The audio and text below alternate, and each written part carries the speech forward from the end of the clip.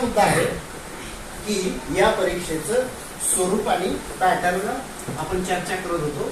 यामध्ये आपल्याला माहित आहे भाग पेपर 1, पेपर 2. ओके, हा पेपर 1 आणि पेपर 2.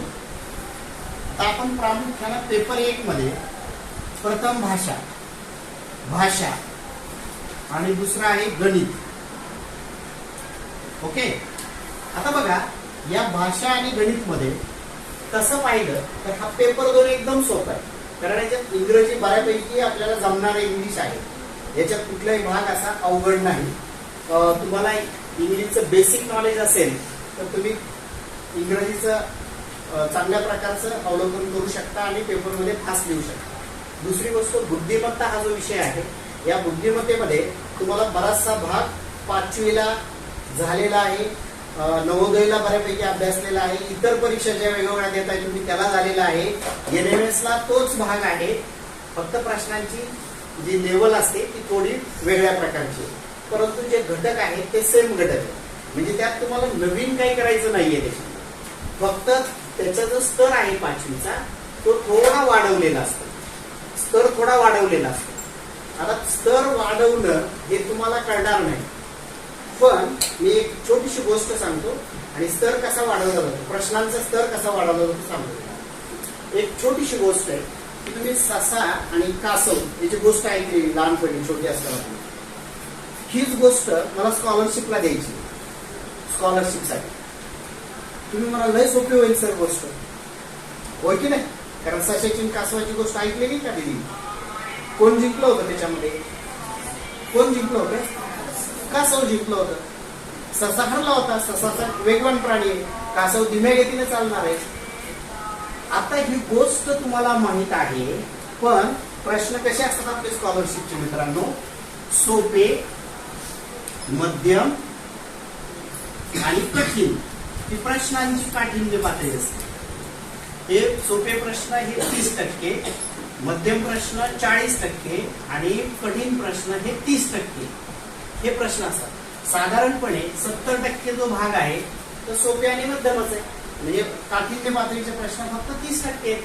पुन्हा अवघड परीक्षा सगळा भाग तो सोपाच आहे. मेजॉरिटी भाग जो 70% भाग आहे तो सोपा आहे आणि कठीण प्रश्न थोडेसे वेगळे. बरोबर, म्हणजे आपल्याला फोकस करायचं इथं फोकस. प्रश्न निर्मिती हा जो भाग असतो, कारण स्कॉलरशिपचं एक वैशिष्ट्य आहे मॅडम, जो प्रश्न आला तो रिपीट कधीच होत नाही. MPSC UPSC सारखं असतं याचं, की रिपीट होत नाही.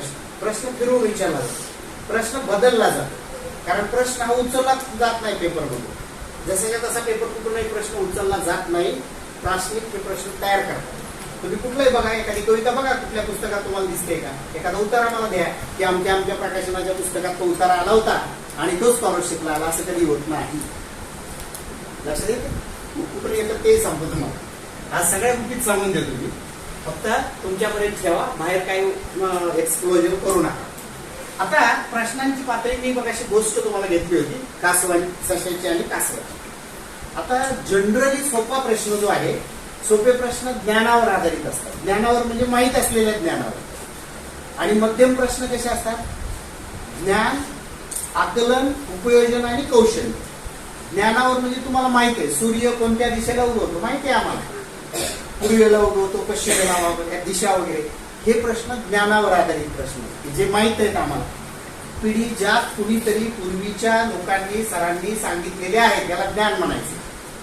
आता ज्ञान आकलन म्हणजे काय, की तुम्हाला तो प्रश्न समजलाय का. आणि उपयोजन म्हणजे त्याचा वापर करणे.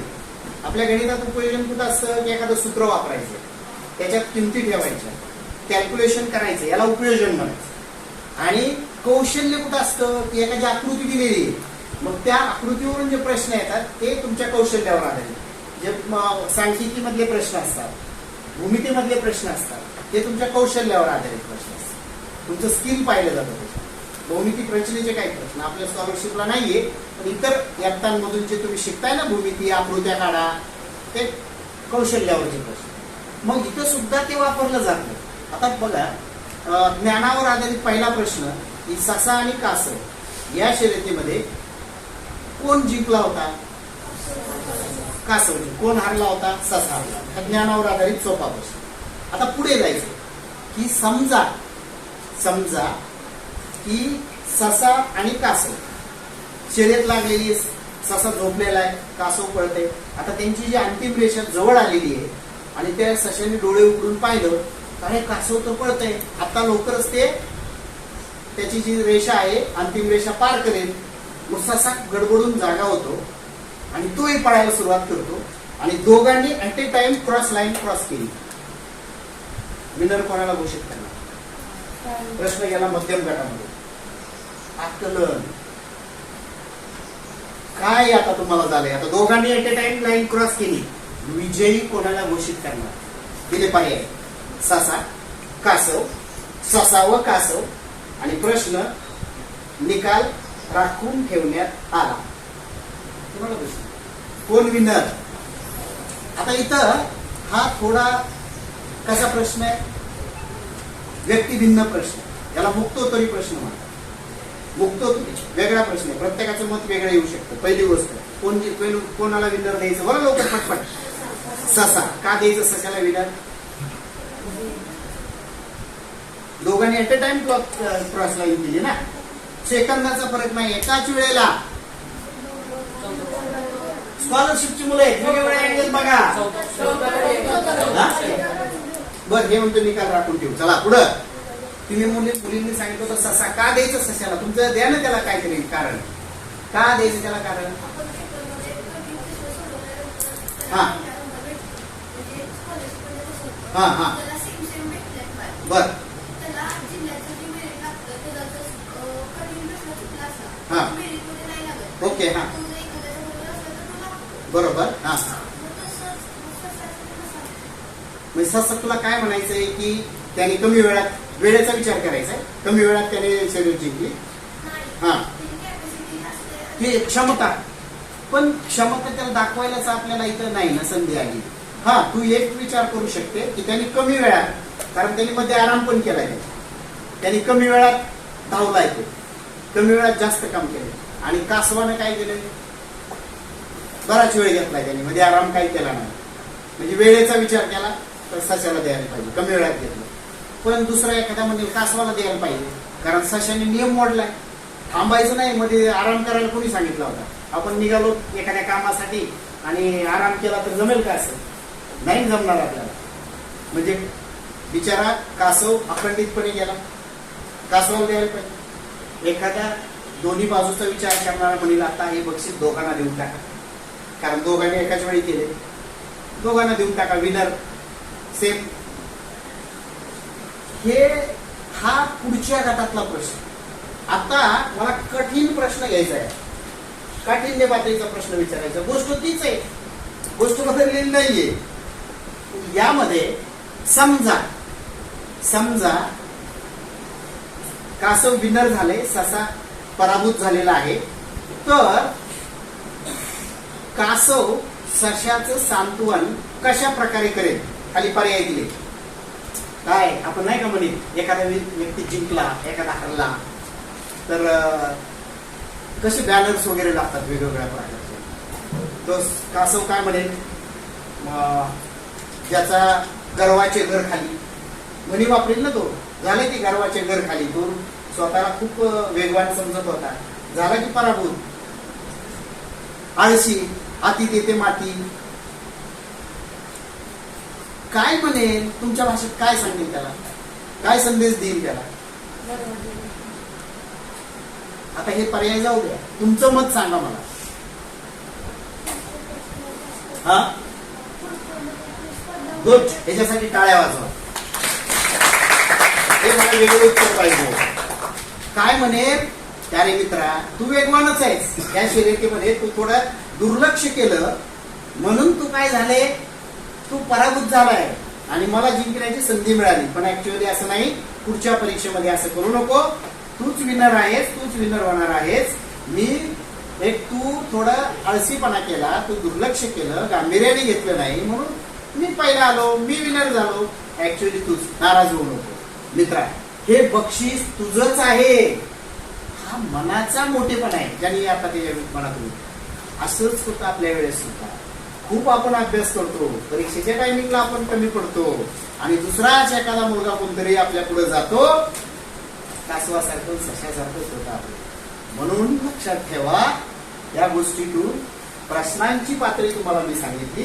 प्रश्न कसे वाढत जातात, प्रश्न कसे बदलत जातात हे तुम्ही कुठल्याही पुस्तकामध्ये वाचलेले नाही, कुठल्या युट्यूबला पाहिलेले नाहीत.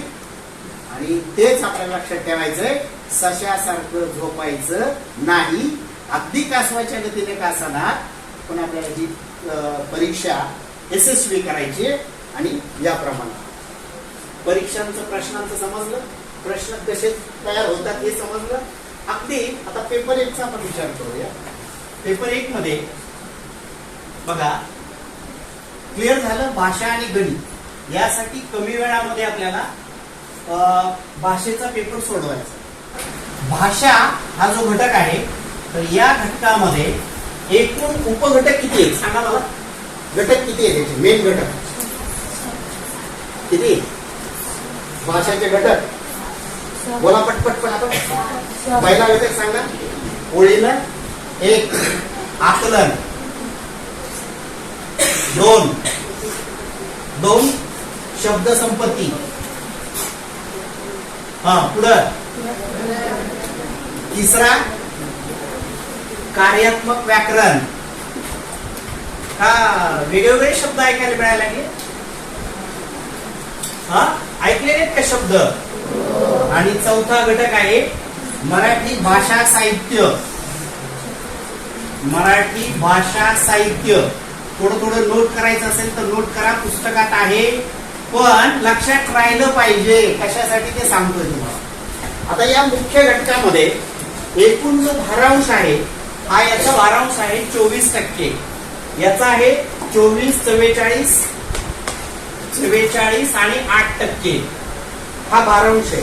प्रश्नांची जर संख्या पाहिली तर याच्यावर 6 प्रश्न असतात, याच्यावर 6 प्रश्न असतात, यावर 11 प्रश्न आहेत आणि याच्यावर साधारणतः 2 प्रश्न आहेत. प्रश्नांची संख्या 11 आणि 6, 17 आणि 6, 23 आणि 2, 25 प्रश्न. आता का तर कुठल्या भागावर कसे प्रश्न आहेत, कारण प्रश्न काही नुसतेच उचलत नाही. तुम्ही अनेक जर प्रश्नपत्रिका पाहिल्या तर याच्यात हे पाळलेलं नसतं. एकाच घटकाला भरपूर वेटेज दिलेले असते. समानार्थी शब्दावर 5 प्रश्न असतात, काही उपयोग नाही सर, एकच येणार. म्हणीवरचे 2-3 प्रश्न दिलेले असतात, असं काय. म्हणून प्रॉपर प्रश्नपत्रिका सोडवा. काम करताना स्मार्ट काम करा. स्मार्ट घेऊन ठेवा शब्द. स्मार्ट काम करायचं, गाढव काम करायचं नाही. विचार करून आणि परफेक्ट करायचं. किती वेळ अभ्यास केला आणि किती काय केलं काही उपयोग नाही. डोक्यात तर बसलं पाहिजे. जर आपल्या डोक्यात बसलं तरच उपयोग आहे त्याचा. आणि यामध्ये आपल्याला हे प्रश्न येणार आहे. आता यामध्ये काय काय असतं, आकलनामध्ये काय काय येतं, तर आकलनामध्ये इथं 4 प्रकारचे प्रश्न येतात. कोणकोणते? त्यामध्ये उत्तरावरचे प्रश्न, कवितेवरचे प्रश्न, सुसंवाद, वाक्याचा परिचय आणि फक्त संवाद, असे 4 प्रकारचे प्रश्न याच्यावर अवलंबून असतात. आता यामध्ये एक असं आहे की हे जे उतारे आणि संवाद असतात हे प्रत्यक्ष त्या ठिकाणी घडलेल्या घटनेवर असतात. मग कधी वर्गातला संवाद असतो, कधी घरामध्ये घडलेला संवाद असतो, कधी एखाद्या ठिकाणी काही व्यक्तींमध्ये घडलेला संवाद असतो, तो तयार केलेला संवाद असतो. अगदी घरामध्ये आपण गेल्याबरोबर मी घरातला प्रसंग सांगतो, संवाद कसे तयार होतात बघा.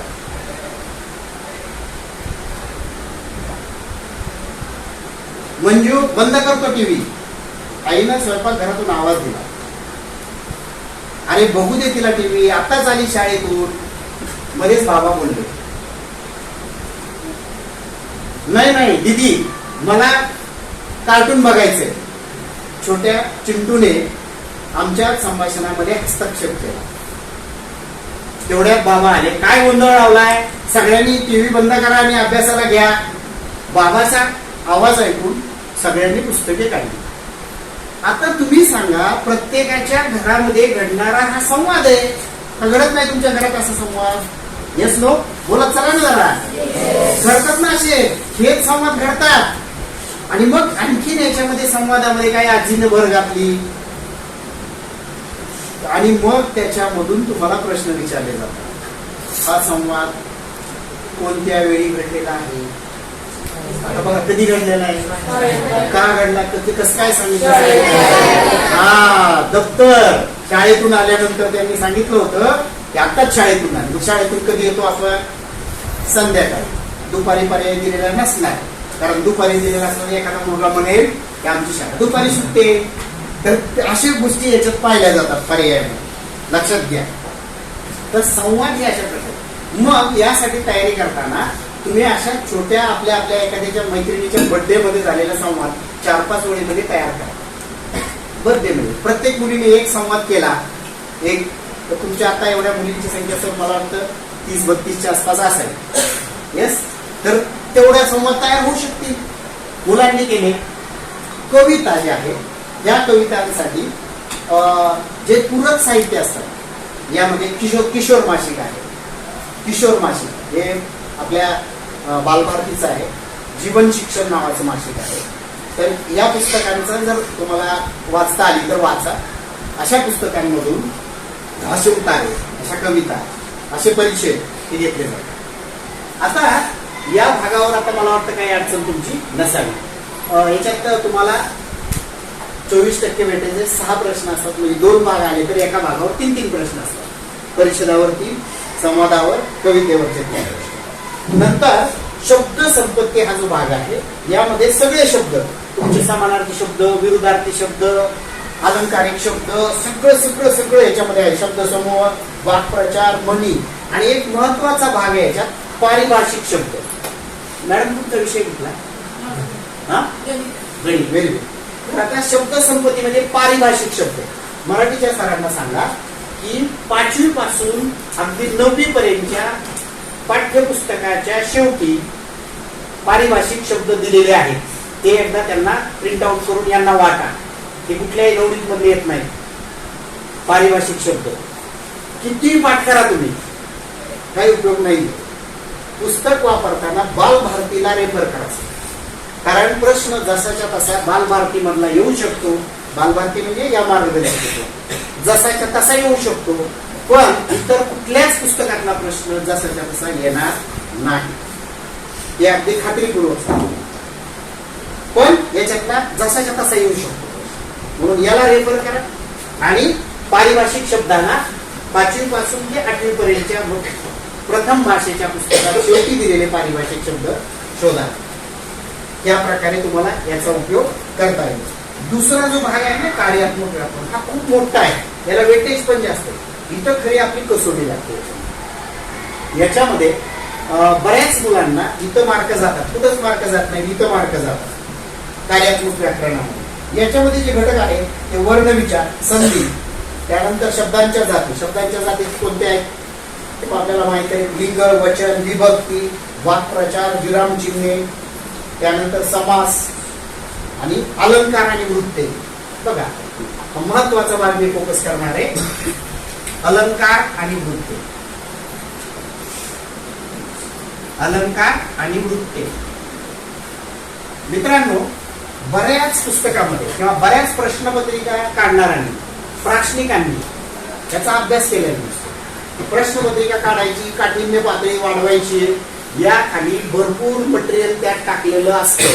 म्हणून प्रॉपर प्रश्नपत्रिका सोडवणं गरजेचं असतं. मी सरांशी बोलतो कशा सोडवायच्या, कुठल्या सोडवायच्या.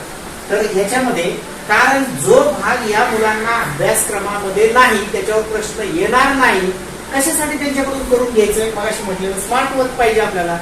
उगीच काहीतरी त्यांच्या बिचाऱ्यावर लाद असते का. एमपीएससी यूपीएससी मुलं आहेत का? नाही. तुम्ही 8वीचे मुलं आहे, 8वीच्याच लेवलने असतो. तुम्हाला 8वीला अलंकार किती आहेत सांगा.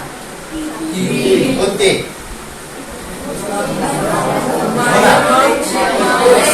पहिला सांगा. उपमा, व्हेरी गुड. उत्प्रेक्षा. हे तीनच अलंकार तुम्हाला आहेत. यापेक्षा वेगळ्या अलंकारावरचं उदाहरण येणार नाही. आलं तर सर आणि आम्ही परीक्षा परिषदेकडे ऑब्जेक्शन घेऊ, मार्क मिळवून देऊ. याच्या व्यतिरिक्त येणार नाही. बरोबर. तर हे 3 आलं, यापैकी एक येणार. मग प्रश्न कसे येतील, काय येतील ते तुम्हाला माहित आहे. कशा प्रकारचे येतील. वृत्ते, किती वृत्ते बोला.